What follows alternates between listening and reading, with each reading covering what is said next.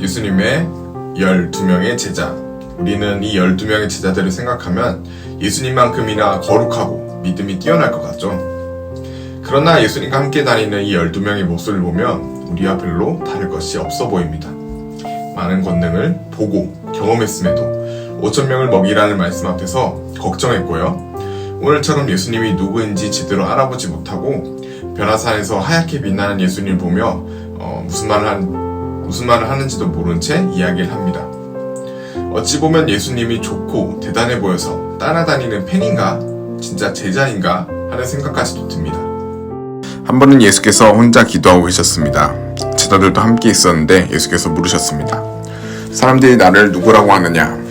제자들이 대답했습니다. 세례자 요한이라고도 하고 엘리야라고도 합니다. 옛 예언자 중 한 사람이 되살아났다고 하는 사람도 있습니다. 그러자 예수께서 물으셨습니다. 그러면 너희는 나를 누구라고 하느냐? 베드로가 대답했습니다. 하나님의 그리스도이십니다. 예수께서는 이 말을 아무에게도 하지 말라 하고 단단히 경고하며 말씀하셨습니다. 인자가 많은 고난을 받고 장로들과 대제사장들과 율법학자들에게 배척받아 끝내 죽임당하고 3일 만에 살아나야 할 것이다. 그러고는 그들 모두에게 말씀하셨습니다. 누구든지 나를 따르려면 자기를 부인하고 날마다 자기 십자가를 지고 따라야 한다. 누구든지 자기 생명을 구하려는 사람은 잃을 것이요 누구든지 나를 위해 자기 생명을 잃는 사람은 구하게 될 것이다. 사람이 온 세상을 다 얻고도 자기를 잃거나 빼앗긴다면 무슨 소용이 있겠느냐.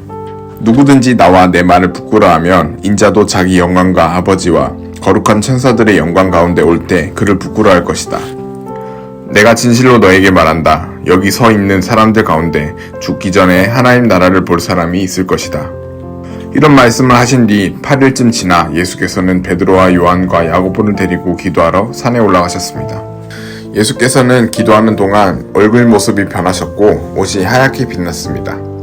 그런데 갑자기 두 사람이 나타나 예수와 더불어 말을 하고 있었습니다. 이들은 모세와 엘리야였습니다. 그들은 영광에 쌓여 나타나 예수께서 예루살렘에서 이루실 일, 곧 그분의 떠나가심에 대해 말하고 있었습니다. 베드로와 그 일행이 잠을 이기지 못해 졸다가 완전히 깨서 예수의 영광과 그분 곁에 두 사람이 서 있는 것을 보았습니다. 두 사람이 예수를 떠나려고 하자 베드로가 예수께 말했습니다. 선생님, 우리가 여기 있으니 참 좋습니다. 우리가 초막 3개를 만들되 하나는 선생님을 위해, 하나는 모세를 위해, 하나는 엘리야를 위해 짓겠습니다. 그러나 베드로는 자기가 무슨 말을 하는지도 알지 못했습니다. 베드로가 이런 말을 하고 있을 때 구름이 나와서 그들을 뒤덮었습니다. 구름 속으로 들어가게 되자 그들은 두려워했습니다. 그때 구름 속에서 소리가 들려왔습니다. 이는 내 아들이요 내가 택한 자다. 그의 말을 들어라.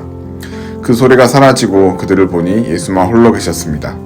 제자들은 입을 다물고 자기들이 본 것을 그때는 아무에게도 말하지 않았습니다. 오늘 예수님은 예수님을 누구라고 생각하는지 물으십니다. 예수님은 누굴까요? 여러분이 생각하는 예수님은 누구입니까?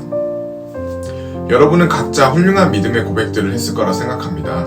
베드로도 예수님은 하나님의 그리스도라 고백을 합니다. 예수님은 그리스도를 따르는 제자의 모습이 결코 영광의 길이 아니고 순환의 길임을 알려주시는데 여전히 베드로는 예수님의 영광스러운 모습에 넋이 나가 그 모습에 머물길 바라는 모습을 보여주며 아직 진정한 제자가 아닌 팬의 모습을 가지고 있음을 보여줍니다. 여러분은 날마다 나의 십자가를 지고 예수님을 따르는 제자의 길을 걸을 준비가 되었나요?